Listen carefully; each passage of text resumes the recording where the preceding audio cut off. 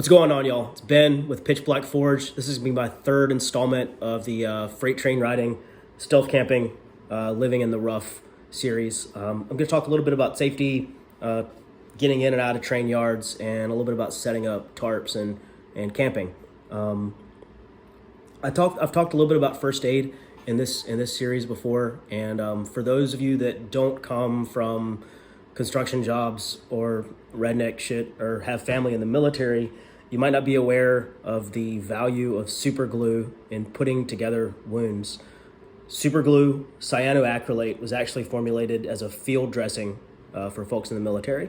If you've got a pretty decent cut or laceration, or even just like your cuticles are splitting because it's cold out, you can put a little bit of super glue on top of a wound that's closed up, seal it up, and in a few days the super glue will slough off and you can replace it if the wound is still fragile. So if you've got a cut that would normally require stitches, but you're out in the field or you don't have the money, you're not willing to go to a doctor, all you have to do is clean the wound out, bleed it, pinch it together when it's clean, make sure that it seals up on its own, that it's not going to splay open, and then put a thin layer of super glue over top of that. Don't let the glue get into the wound. If you're actively bleeding, the blood will mix with the super glue and create this kind of frothy mess. It won't really seal up well. Once you've got one layer on, if you don't feel that that's strong enough, then put another layer covering a little bit more surface area, and then put a bandage over top of that to keep the glue from catching on anything. I've glued myself back together on many occasions when the average person would probably just go to urgent care. You get some weird looks from the people at CVS when you're buying super glue and Band-Aids together. They know what's going on, but I swear it works incredibly well. So put some super glue in your first aid kit. Get the regular liquid stuff, not the gel. Brand doesn't really matter all that much. You can get the really small disposable ones that have a cap that's meant to puncture the top of the tube, so it's all together. Just keep the cap separate so that you don't accidentally open the thing while it's in your bag. Sleeping situation, I carry an inflatable thermarest a lot of the time, but I've gotten by with just cardboard on many occasions. And for those of you who've never slept on cardboard under a bridge, and maybe have even made jokes about that, the value of sleeping on a couple layers of cardboard as opposed to a cold, vibrating metal surface can't be overstated. If you're gonna go with something that, something bought from the store to sleep on, there's the normal choices for camping, like Ridge Rest, Thermarest, the inflatables, or the foam ones. But if you're doing this on the cheap, what I've used before is you just go to Harbor Freight, because that's the cheapest place around, and you get a rolled up anti-fatigue mat. That's what you would stand on if you're working fast food or in a shop while you're in front of a machine operating it all day, so you don't hurt your feet from just standing on cold concrete all day. That stuff's fairly thin. The stuff from Harbor Freight is, I just checked yesterday, it's $10.99. It's $11. It's 6 feet long. It's as wide as your shoulders, definitely, and you can even trim it down so it's there's less weight and bulk involved, so it's just as wide as you are. Even make it coffin shaped, taper off at the feet, so you're not carrying more bulk and more weight than you need to. It's really minimal. It doesn't have it's not corrugated. It doesn't have ridges on it like the stuff that you would get from a camping store.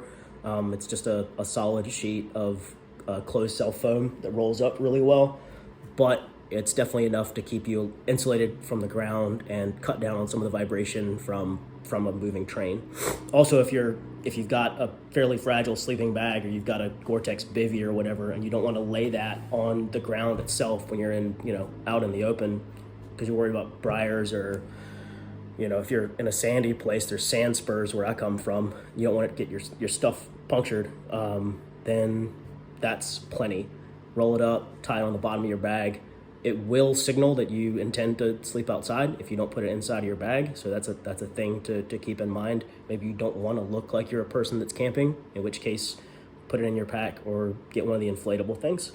The cardboard's pretty amazing. You can always find it, and if it's going to be wet out, you can get the waxed cardboard stuff that produce is shipped in, like fruit, apples and stuff are often shipped in waxed cardboard boxes. those are waterproof. They're also great tinder. If you need a fire starter, wax cardboard will work even when it's really wet out because it's waxed. It's got fuel built into it. I'm sure the paraffin that they use, whatever it is probably a petrochemical. So it lights really, really well. If you need to, like I used to live in a cabin that had a wood stove, and we'd use cardboard or newsprint to start fires all the time. But the wax cardboard was especially nice because it doesn't matter if it's bit damp out. Also sleeping, I tend to keep, when it's cold out and you want to sleep with socks on, it's a good idea to keep an extra pair of socks that are only for sleeping. They're not going to be the soggy ones you wore that day that are encrusted from hiking in them all day. Keeping your feet warm and staying warm and dry at night is a really big priority. I would rather hike in dirty socks than sleep in dirty socks. So at one point when I was traveling in deep winter, I actually got the felted wool liners out of some really heavy work boots that I found at Goodwill. They were really, really, really warm. And I used those to sleep in as booties, basically. And it meant that my sleeping bag didn't have to be nearly as chunky as it would have been otherwise. My feet never, ever got cold in those things. I used them as house slippers, actually, for years after I stopped using them on the road. So yeah, keep your feet warm and dry. An extra pair of socks specifically for sleeping in is a good deal. It's a good idea. And separate sleep clothes too, just so the stuff that you're wearing during the day can dry out. If you're not used to sleeping outside in the cold, you might be tempted to take your boots off, your shoes or whatever, and put them beside you while you're sleeping in your bag. If it's really cold out and you've got heavy boots especially, I would caution against doing that. If your boots are dry enough, or if you can put them in a stuff sack, or say a Tyvek envelope, like I mentioned in one of the previous videos, one of those priority mail envelopes, put them in that, and then put them inside your sleeping bag with you, or inside your sleeping system, so that they stay warm overnight along with your body heat. Because if you wake up and it is 18 degrees outside and you put on boots that are 18 degrees, then your feet are never going to warm up all day long. There's no amount of walking that's gonna warm them up. Your feet are gonna be miserable, absolutely fucking miserable. So yeah, if it's cold out, if you're not used to this sort of thing, put your boots in with you so that they stay warm. Even if they're not steel toe, even if they're not like really, really heavy, it's just a good idea. Putting on cold shoes in the morning is a fucking nightmare. Super glue, anti-fatigue mats. I've talked a little bit about tarp camping, and there's a couple really simple things that make that a lot easier. The particular tarp that I use is made for going over a camping hammock. So it's actually got like a cinch mechanism built into it. I don't have to use a normal ridge line with like a Prusik knot or anything like that. But if you're just using a regular tarp with eyelets, and it doesn't have that mechanism built into it, then let me show you a quick trick here. I've got some 550 paracord. This is really high tech. I'm just gonna anchor it on my table. So this is the ridge line for your tarp. You've got eyelets at the end, and you might be curious how to tie on your ridge line to those eyelets and keep everything nice and tight. So that's pretty tight. And what I've did, I've carried these before, is I made little loops of thinner cordage with a toggle on the end. This toggle is made out of G10. It's a bit of plastic basically. It's a fiberglass composite that I use for knife making, handle making. But you can get just the toggles that are made for, say, an old greatcoat, like a pea coat. You can get those in any craft store, and then just get, I think this is like 95 pound like quote parachute cord. You can get accessory cord at any camping store. That'll be much the same. I'd recommend getting a better contrasting color than my setup here that's just coyote and black, because it'd be pretty easy to lose on the forest floor. So if this was orange or blue or something, no one's gonna spot it from far away. If they see this, they've already seen your whole setup. So get contrasting colors, be smarter than I was when I put these things together. And the way that you're gonna tie your tarp onto the ridge line is you've got this loop here. It's put together with opposing double overhand knot. It's really simple. And toggle, put the knot next to the toggle, go over your ridge line, and then go through the loop that you've made once, twice, 3 times. Make sure it's dressed properly. So basically you just clean up the knot. You can see there, hopefully the camera will focus in. Make that nice and pretty. It should be stacked up thusly. Get your toggle on the end.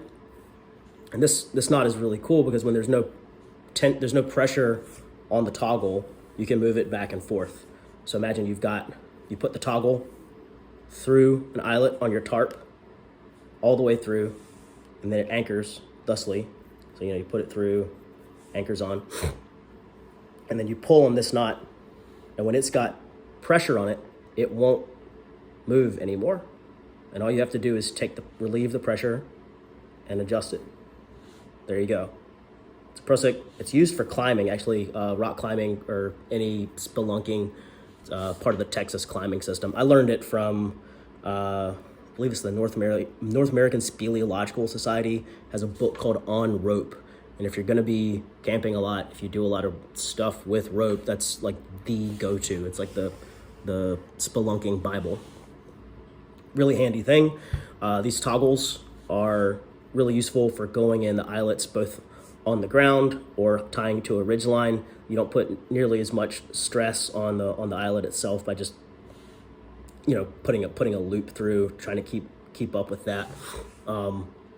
Yeah, I find them really helpful. I use them for a number of other things as well. But yeah, for tying on a ridge line, this is a simple trick. You would tie this, of course, to a tree and then to whatever you've got on the ground. I carry a bunch of tent stakes when I'm doing this. Normally a bunch of really small ones. I carry one heavy, robust tent stake that's going to be the main anchor point on the ground that's going to take up most of the pressure. So it's nice to have a bigger one for that because it's going to have a whole lot of weight anchored onto it. But there you go. When there's no pressure, it moves back and forth. But if you pull on it, it ain't going nowhere.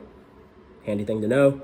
I'll probably do another one of these soon. This is a fairly short video. I'll do some more knots, show how to do a trucker's hitch, a few other things that are useful. But there's that. And it occurred to me also that I haven't talked about fences. And you're going to have to deal with getting over, under, through fences when getting it in and out of train yards. Often there's a hole in the fence just about everywhere, unless you end up someplace that's really high security. I once fell asleep on an intermodal and wound up inside a very heavily guarded intermodal facility in Baltimore. What's it called? Seagert International Marine Terminal. Woke up and there was the cranes to take the containers out of the cars right nearby. My partner and I ran out of there as quick as could be, and there were 3 layers of fence between us and the outside world. So we had to spend a lot of time going over, under, and through fences, mostly over. And normally, perimeter fence anywhere is trying to keep you out. It's going to be chain links, be 6 or 8 feet tall. 8 feet tall is pretty normal. And then it'll have this, the fence is here, and it'll have this canted out section at the top facing the outside world. And there'll be 3 layers of barbed wire there. You're not going to get over that. Even if you had a piece of carpet to throw over top of the barbed wire and then scoot over, it's still an absolute pain in the ass to get over. But what you'll notice is at the corners, anywhere there's a right angle in one of those fence setups, there has to be a single vertical at the top that the barbed wire will be anchored to. On the corner, it won't be tilted out at that 45-degree angle. It won't be canted out. The same thing goes for a personnel gate, and especially the sliding gates that are to allow vehicles in on any paved area. Anywhere where there's a sliding gate, the barbed wire at the top is not going to be canted out. It's going to be straight up and down. So if you climb over where there's one of those vertical posts that the barbed wire is anchored to, you can get over that. If there's razor wire, you're going to have to go under or through it. So I would recommend against carrying bolt cutters, partially for weight, and also if you get caught with them, that's an implement of a crime. It shows intent. A pair of good lineman's pliers or some Klein or other name brand diagonal cutters would do the job of getting through a fence. If you want to be less sketchy than that, if somebody's going to go through your kit, then get a really small crescent wrench or 2 of them so that you can use them opposing. Craftsman makes some that are 6 and 4 inches long. The 4-inch ones are awesome. They're really small, a little bit hard to hold on to, but if you put a layer of hockey tape on the handle, so you've got a little bit of purchase, they're not really slick, then you can use those to undo the nut and bolt that's at the end of any run of chain link. At the end of a chain link fence where it anchors to a corner, there's going to be a vertical bar that the chain link is attached to, and that's going to be attached to the vertical post that's in the ground with a couple clamps. Those clamps are just 1 bolt with an opposing nut. If you use your little crescent wrench setup, get the adjustable ones because you probably have bad luck, get the wrong size for that particular fence. Open them up, scoot through, try to pull it back, but they're usually pretty taut. Leave as little evidence as possible, and then get the hell out of Dodge. If you think that a Leatherman or something like that is going to cut through a chain link fence, you're going to be sitting there all day fighting the thing. There's often a washout underneath where the rain has come through, and you can just slide underneath of a lot of fences. But it's a good thing to know how to get over them as well. Or if you have to take the fence apart at the end, I've done that before with a couple little wrenches. Handy thing to know. Again, hopefully I'll continue this series maybe next week, see if I can think of some more content for this.